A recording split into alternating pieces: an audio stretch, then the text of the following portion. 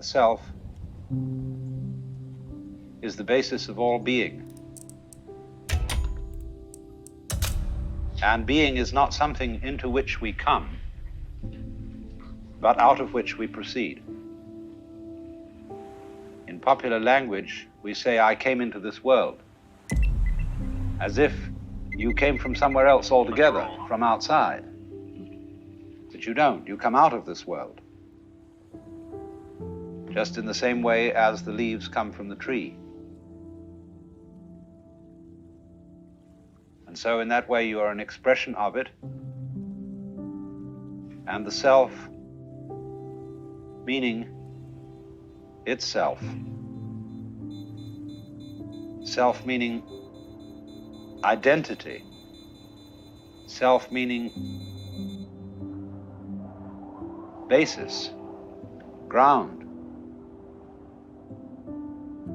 is what everybody fundamentally is. Then I went on to discuss the world as the self in the sense of the cosmos as the self. The great cycles of time. The world is manifested and then again withdrawn.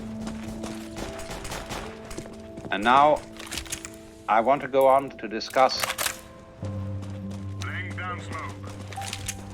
the human world as the self. Well, now, there have in the known history of mankind been about 3 types of culture. We'll call them hunting cultures, agrarian cultures, and industrial cultures. The hunting culture seems to have been the earliest, and agrarian cultures arose when hunters learned to farm and therefore had to settle in certain places. And it was then that men built cities. And when we pass from the hunting to the agrarian culture, we notice 2 very important changes occur. In the hunting culture, every man is expert in the whole culture. That's because he spends a good deal of time alone in the forests or on the hills. And so he has to know how to make clothes, how to cook, how to build, how to fight, ride, and all those things. But as soon as people become settled in cities, we get a division of labor. Because it's obviously more practical when we're all living together, some people to specialize in some things and some in others. Now then, reasonably enough, the first communities are stockaded enclosures. They are made of palings. And so we speak of people being within the pale and beyond the pale. So here is a primitive stockaded community.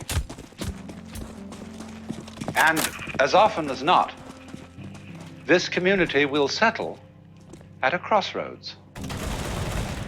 For obvious reasons. Where roads cross, that's where people meet. And so it's liable to have 4 gates and these crossing main streets. And that immediately establishes 4 divisions of the city. In Hindu society, there are 4 castes based on the 4 fundamental divisions of labor.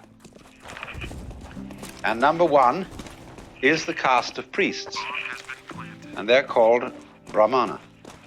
Number 2 is the caste of warriors, and also rulers, and they're called Kshatriya.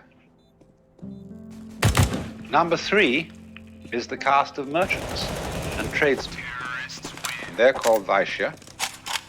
And number 4 are laborers. They are called Shudra. So those are the four principal roles in the world of settled humanity. So now, then those are the roles. Those are, you might say, tasks in this game called the social game. Now then, when you enter society, you are born into a caste. And this is very understandable in a community where you don't have a generalized system of education. You don't go to school, and therefore you learn what to do in life from your parents and your family. So if you grow up as a carpenter's son, it never occurs to you to do anything else but carpentry. Why would you? Terrorists win. You might become a better carpenter than your father, but still that would be the natural thing to do. It's only when one is exposed to school, Let's go. people begin to talk about, well, what do you want to be in life? That people get the idea that they might be anything. You see, what happens is this then, that an individual who all his life long has played the social game is then says, well, now I've done that. I've assumed this role, I've become identified, but now who am I? Really? In order to find that out, I have to go off by myself. Why? Because you have a role conception, a mask conception of yourself, because other people tell you who you are. We are constantly, in every social interchange, in the most common remarks, telling other people who they are. Everybody around you is telling you what you are and who you are by expecting certain behavior from you, which if you're a reasonable and socially inclined person, you perform because that's what's expected of you. So you're told who you are. You have a political and social analog of the manifestation and withdrawal of the worlds, of the Lord playing the game, or the self playing the game of being all of us, and then the self realizes in terms of an individual life that it is the self. And so you can have this sensation, you see, of total unity with the cosmos, of the expansion to infinity or contraction to infinity, without forgetting society's game rules with regard to you. In other words, it doesn't mean that you forget your address, telephone number, social security number. You remember all that. And you can play that game when necessary. But you know it's a game.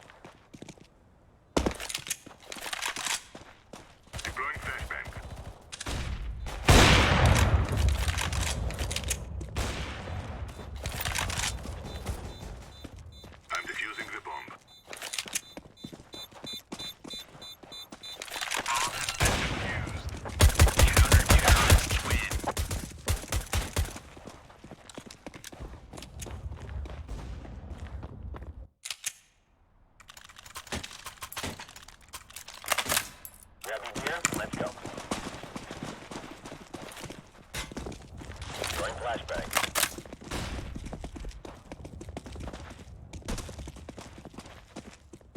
Throwing fire.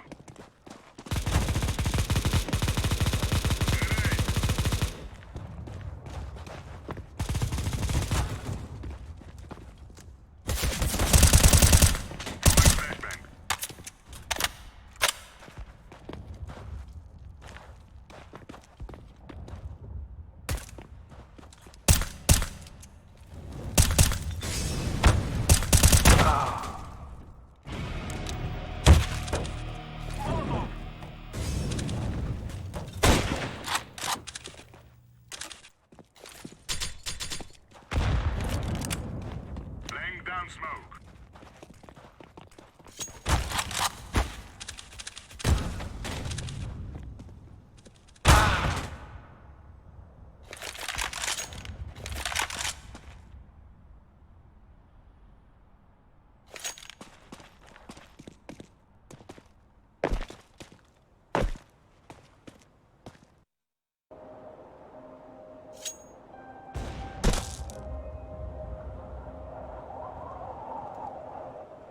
Nobody seems to want to be in charge of themselves because they feel they can't do it. Because trying to improve yourself is like trying to lift yourself up into the air by tugging at your own bootstraps. Well, what is all this religious stuff about then? Why don't we just forget it and try? By all means. Just go away. Don't go to gurus. Don't go to church. Don't enter philosophical discussions. Forget it. But supposing instead of that, seeing that there isn't really anything we can do to improve ourselves or to improve the world, if we realize that that is so, it gives us a breather in the course of which we may simply watch what is going on. Watch what happens. Nobody ever does this, you know. And therefore, it sounds terribly simple. It sounds so simple that it almost looks as if it isn't worth doing. But you ever just watch? Watch what's happening. And watch what you are doing by way of reaction to it. Watch it happen. And don't be in a hurry to think you know what it is. In other words, people look at you and say, oh, that's the external world. Oh? How do you know? This real world is not spiritual. It is not material. The real world is simply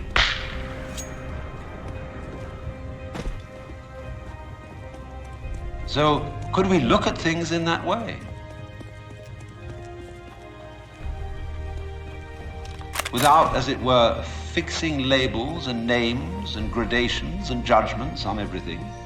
But watch what happens. Counter-terrorists win.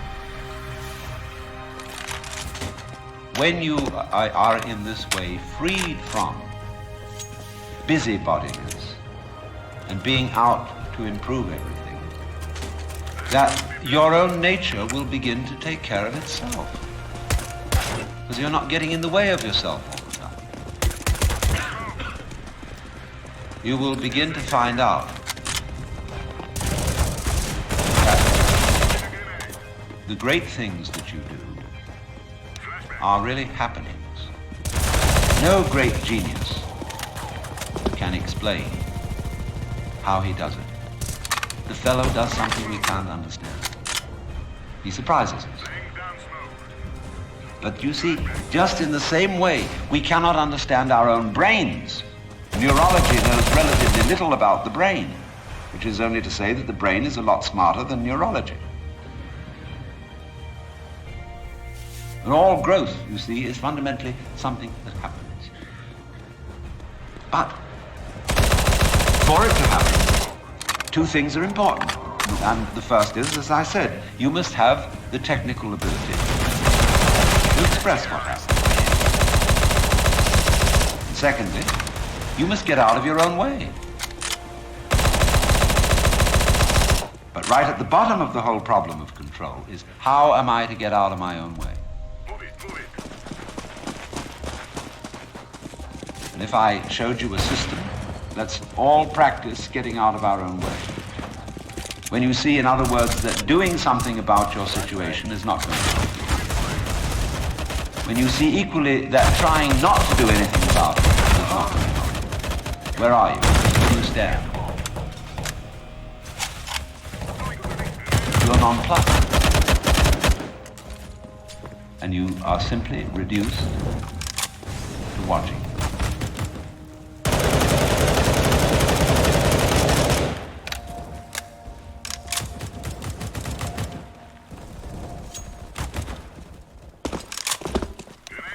Who do you think you are?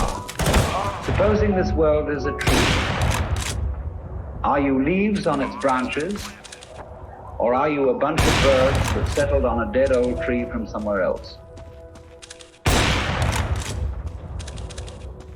I believe that if we are honest with ourselves, that the most fascinating problem in the world is, who am I? What do you mean? What do you feel when you say the word I? I, myself. I don't think there can be any more fascinating preoccupation than that, because it's so mysterious, it's so elusive. Because what you are in your inmost being escapes your examination in rather the same way that you can't look directly into your own eyes without using a mirror. You can't bite your own teeth. You can't taste your own tongue. And you can't touch the tip of this finger with the tip of this finger. And that's why there's always an element of profound mystery in the problem of who we are. This problem has fascinated me for many years, and I've made many inquiries. What do you mean by the word I? We speak of coming into this world, and this whole sensation that we are brought up to have of being an island of consciousness locked up in a bag of skin, facing outside us a world that is profoundly alien to us in the sense that what is outside me is not me.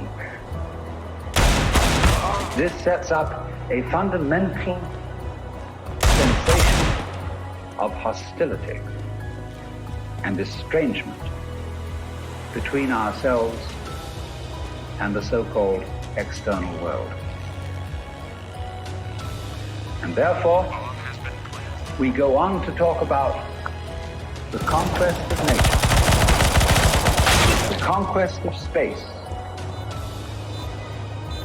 and view ourselves in a kind of battle array towards the world outside us. When you make something, you put it together, you assemble parts, or you carve an image out of wood or stone, working from the outside to the inside. But when you watch something grow, it works in an entirely different way.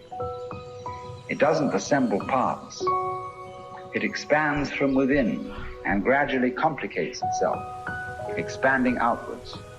It is absolutely absurd to say that we came into this world. We didn't. We came out of it.